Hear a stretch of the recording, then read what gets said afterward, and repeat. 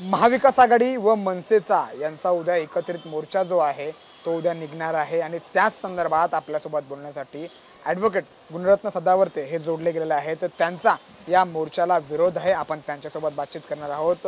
Sir, खूप खूप स्वागत साम टीव्ही मराठीमध्ये। काय नेमकं तुमचा विरोध काय होत आहे या मोर्चाला? उद्या सत्याचा मोर्चा निघणार आहे असं ते लोक म्हणत आहेत। जी वोट चोरी झाली आहे, जो भ्रष्टाचार झालेला आहे मतदार याद्यांमध्ये, त्याच्या विरोधात उद्या मोर्चा निघणार आहे। तुमचा नेमका विरोध काय आहे? त्या मोर्चाला सत्याचा नाही, त्या लबाड्यांचा मोर्चा आहे, लबाड्यांचा मोर्चा आहे, लबाड्यांचा मोर्चा आहे। आणि तुम्हाला त्या पुढे जाऊन सांगतो, राज ठाकरे किंवा उद्धव असेल किंवा ते काँग्रेसी असतील, त्यांच्या ते संविधानापेक्षा मोठे नाहीत। राज ठाकरे ज्या प्रकारे काल बरगळला, काय म्हणला राज ठाकरे? राज ठाकरे एकतर तुम्हाला सांगतो संविधानिक पदावर असलेल्या एकनाथ शिंदे साहेबांच्या बाबतीत घालून पाडून बोलला। हे महाराष्ट्रानं बघितलं नाही का आपण? त्याचबरोबर राज ठाकरेला माहीत असलं पाहिजे की संविधानिक पदावर असलेल्या व्यक्तींच्या बाबतीत काय मर्यादेत बोलायचं असतंय। राज ठाकरे आणि एकनाथ शिंदे साहेबांमध्ये किती फरक आहे? एकनाथ शिंदे साहेब कुठं, राज ठाकरे कुठं, एक लक्षात ठेवा। त्यामुळं मला असं वाटतं त्याही पुढं राज ठाकरेने आपली मर्यादा ओलांडलेली आहे। राज ठाकरे ज्या प्रकारे व्यापारी असतील, व्यापारी व्यवस्थापन असतील, त्या दुकानदारांना, कामगारांना सांगत आहे की तुम्ही जाऊन त्यांच्या म्हणजे मालकांच्या गालावर मला सांग राज ठाकरे, मालकांच्या गालावर मारा म्हणणारा तू मला सांग, त्या जर कष्टकरी हा उत्तर भारतीय असो, मराठी असो, कोणी असो, तो कष्टकरी आहे रे राज ठाकरे। त्यांचं आहे ना परेलच्या एल्फिस्टन ब्रिजवर भरत नाही रे, त्यांचं टनटन टोलवर भरत नाही रे, त्यांना कष्ट करावं लागतात। त्यांची नोकरी गेल्याच्या नंतर त्या कष्टकऱ्यांची तुझं ऐकून, तुझ्या इन्स्टिगेशन ऐकून, तुझ्या हिंसक भाषणांना ऐकून तू भरून देणार आहेस का रे? प्रश्न तुला आहे राज ठाकरे। विचार कर, डोळे बंद करून विचार केला पाहिजे माणसानी। अरे हे पोटतिडकीचं बोलणं आहे, हे उद्याच्या उपासमारीचं बोलणं आहे। उद्याच्या कष्टकऱ्यांचे लेकरं जे आहेत तडपणार आहेत उपासमारीनं।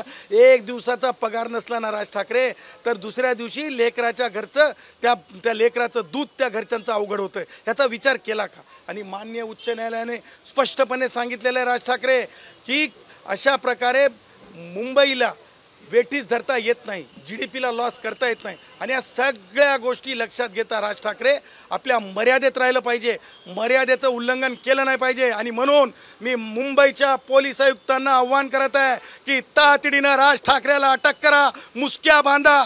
कारण लक्षात ठेवा, मुंबई आर्थिक राजधानी आहे, इथं कॉस्ट ऑफ रिपिटेशन मुंबई बंद होणं, मुंबईची लाईफलाईन खोळंबित करणं। कारण ज्या प्रकारे राज ठाकरे बोलत आहे, रेल्वे स्टेशनवर येतो, आता तुला राज ठाकरे सत्यता हीच आहे, स्टेशनवरच येण्याची बारी आहे। मला असं वाटतं की राजकीय सगळं संपलं, आता ठेसणावर राज ठाकरे, ठेसणावर राज ठाकरे, ठेसणावर राज ठाकरे येण्याची ही वेळ आलेली आहे। हे ग्रामीण भाषेतलं साहित्य आहे, याला गुराखी साहित्य समजावं लागतं बे राज ठाकरे। आंदोलन करण्याचा प्रत्येक नागरिकाला अधिकार आहे संविधानामध्ये।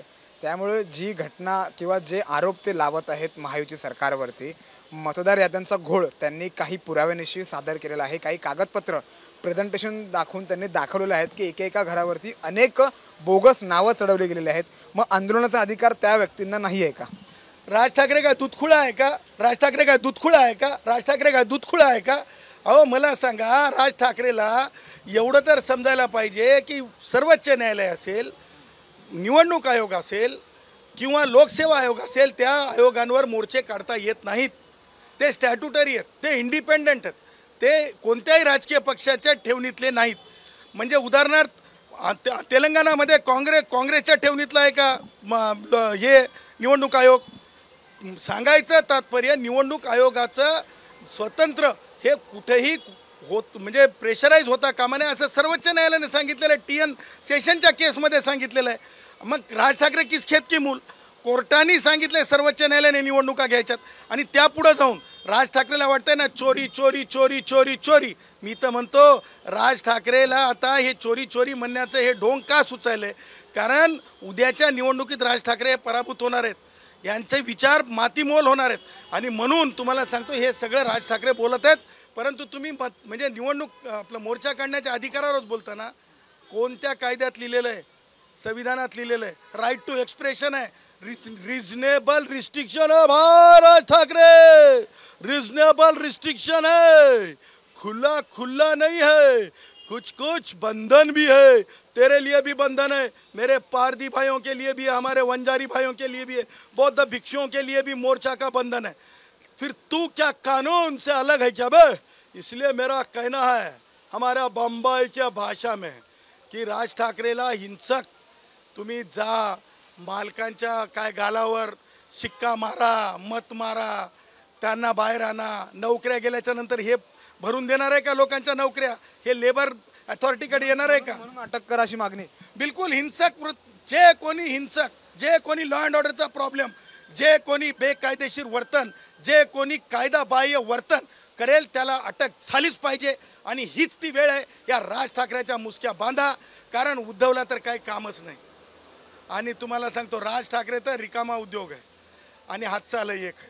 त्याच्यामुळं मला असं वाटतंय काँग्रेसी विचार आहे मामूभाई जी उद्या तर मोर्चा होऊनच राहणार आहे, त्यांना विरोध देखील होत आहे, पण उद्या मोर्चा होऊनच राहणार आहे. उद्या मोर्चा झाल्यावरती काय असेल भूमिका तुमची? बघा लक्षात ठेवा, माननीय उच्च न्यायालयाने स्पष्टपणे जरंग्याच्या केसमध्ये जे सांगितलेलं आहे की कोणत्याच परिस्थितीत मोर्चामुळे लाईफलाईन, GDP नुकसान हिंसक झालं, कारण राज ठाकरेला आता सरळ सरळ आरोपी करता येईल ना, कारण राज ठाकरे सांगायला लाईफलाईन कशी डिस्टर्ब करायची, व्यापारी प्रतिष्ठानाच्या मालकांना कसा त्रास द्यायचा, कसं घेऊन यायचं, ही भाषा कोणती आहे? ही भाषा टपोरी भाषा आहे. त्यांना घेऊन यायचं, त्यांना देऊन यायचं. मला असं वाटतंय एकनाथरावजी शिंदे साहेबांवर राज ठाकरे ज्या प्रकारे व्यक्त झाला, मला असं वाटतंय टनटन टोलमध्ये तर चाललं भाई, परंतु मला वाटतंय राज ठाकरेचं टनटन टोलमध्ये तर चाललं भाई, राज ठाकरेचं टनटन टोलमध्ये तर चाललं भाई राज ठाकरेचं. पण मला असं वाटतंय राज ठाकरे तर एल्फिस्टन ब्रिजमध्ये बनलं नाही का, म्हणून सन्माननीय एकनाथरावजी शिंदे साहेबांवर एवढी आगपाखड होते का? आणि मग अशी आगपाखड महाराष्ट्राला समजली पाहिजे, कुणीतरी सांगली पाहिजे. म्हणून हिंदू राष्ट्र भारत हमारा म्हणणारा मी सामान्य नागरिक, माझं एक कर्तव्य आहे महाराष्ट्राला सांगणं की माननीय एकनाथरावजी शिंदे साहेबांवर ही आगपाखड मला असं वाटतंय राज ठाकरेच्या ह्या कारणानं बुडाला आग लागली. त्या मोर्चा झाल्यावरती काय मागणी कराल नेमके?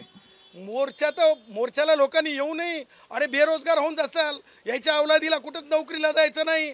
आज लालबाग, परळ, माहीम, दादरमध्ये यांनी किती नोकऱ्या दिल्यात पोरांना ते विचारा.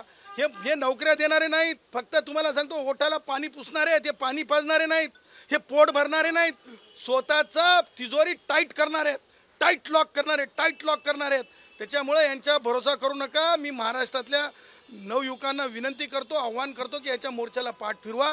आणि जर का काही शेंबड्या गोष्टी घेऊन केलं तरी, आणि जर मुंबईला त्रास दिला तर त्याची पुढील कारवाई मात्र न्यायालयामार्फत केली जाईल. तुम्ही करणार न्यायालयामध्ये? अरे का नाही करणार? राज ठाकरे किस खेत की मूल आहे. खूप खूप धन्यवाद सामटेशी बातचीत केल्याबद्दल. कॅमेरामॅन अरविंदसह मी सूरज मसूरकर, साम टीव्ही, मुंबई. देश विदेशातील प्रत्येक घडामोडींचे लाईव्ह अपडेट मिळवण्यासाठी आता साम टीव्हीच्या सर्व सोशल मीडिया प्लॅटफॉर्मला लाईक, फॉलो आणि सबस्क्राईब करा. तसंच सर्व नोटिफिकेशनसाठी बेल आयकॉन प्रेस करायला विसरू नका.